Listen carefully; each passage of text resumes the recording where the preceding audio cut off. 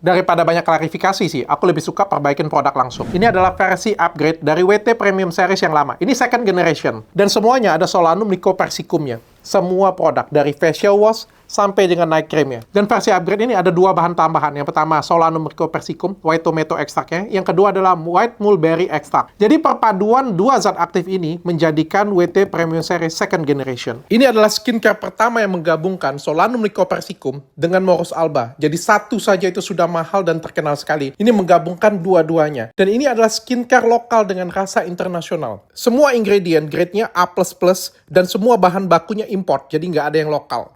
Dari kemasan, aku nggak ketemu celah sih.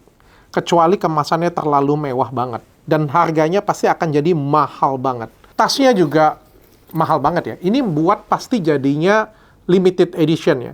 Barangnya sedikit karena buat tasnya juga pasti lama banget. Dari komposisi ini facial wash-nya.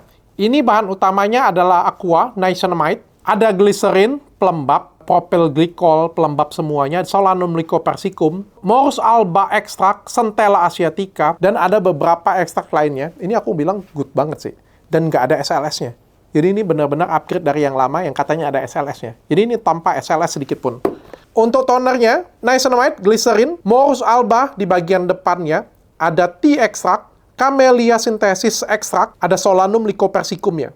Di bagian tengah, di bagian atas semuanya. Di bagian serum juga ada niacinamide-nya, ada ceramide. Ceramide-nya ada 4 macam di sini. Ada hyaluronic acid, ada Morus alba extract, ada Solanum Lycopersicum, white tomato extract, dan beberapa zat tambahan lainnya. Ini keren sih. Untuk day cream-nya, dia nggak nambahkan SPF sama sekali, karena Solanum Lycopersicum atau white tomato itu sudah bersifat sebagai sunscreen alami dalam tubuh. Langsung aja kita masukin ke lab, tanpa merkuri dan tanpa hidroquinone. Dan kita masukin ke lab lagi semua niacinamide-nya sesuai dengan standar peresepan.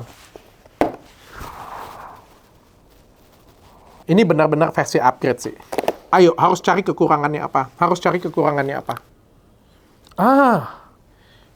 Day cream-nya.